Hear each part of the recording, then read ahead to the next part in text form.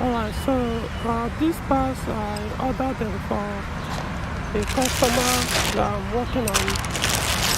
So we are doing quite a lot of repairs on this car. And so these parts I ordered them from Far in Kaduna. They are all new OEM. This is the head gasket. The car came when they bought the vehicle. When the owner bought the vehicle, they've done some work on the engine. I'll get to the story of the issue with the engine. So they put a fake gasket. I advised him to change it and put the normal, the original OEM gasket. I mean, heavy gasket. Okay, this is the timing belt. OEM. Okay, this is the timing roller.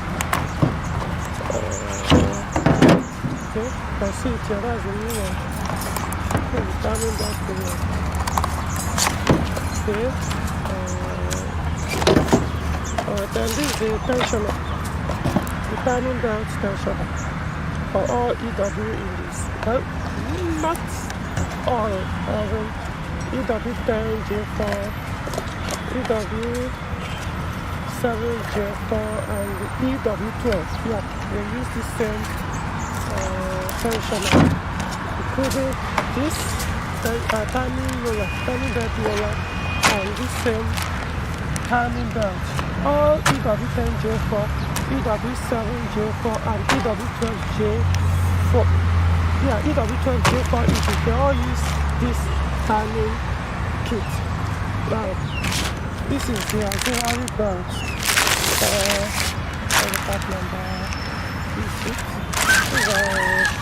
17 so it's supposed to be 1705.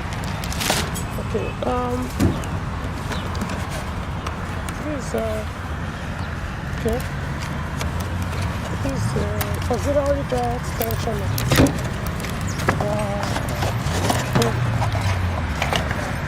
This is auxiliary belt tensioner for this engine. This was made by Gates. And lastly, this is auxiliary belt roller.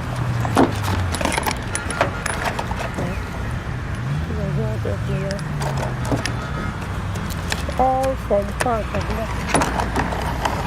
Alright, so actually the work has really commenced. So when the car came in, I don't know if you guys can see this. This is a fake gasket. It's all this thick paper gasket. Very, very bad. I don't advise using this. First of all, it sucks away the engine power, and they hardly last. Give a day, a year or two, they are gone. So when the car came in, from what the owner explained, the valves have bent twice. I think the first, probably last year, the timing belt or the auxiliary belt cut and went into the timing chamber and damaged the valves, or probably the timing belt cut and damaged the valve. So after replacing the timing belt, probably the valves, I don't know what happened. Probably they did, I don't know, whatever happened, few weeks or few months later, it broke again. One of them, either the auxiliary belt or time they broke again, and the valves again bent, of course. But you know, most times mechanics usually don't do thorough work by inspecting the timing kit, the complete kit. Changing only the belt doesn't help the customer, especially if the timing tensioner or roller is bad. Why put a new belt which you know eventually will kill it?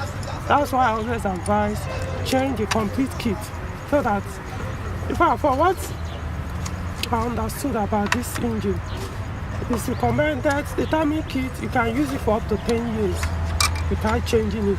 However, depending on environment or weather or usage, at least minimum 4 years or 60,000 kilometers.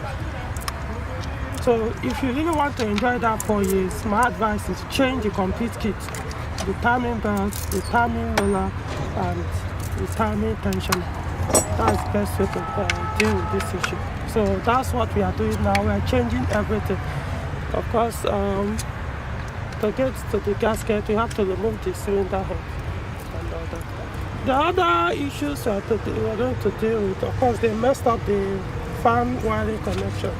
They abused it and connected it to spin constantly. So I'm going to reverse it later to factory connection. Some other mechanical stuff to deal with. So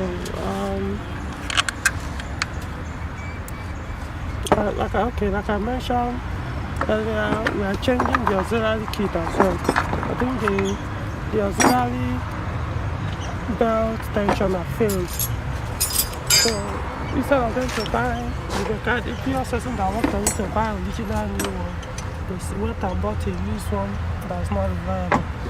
So we are changing it and putting a new OEM. Everything here is going out. Okay, so basically that's all for this vehicle.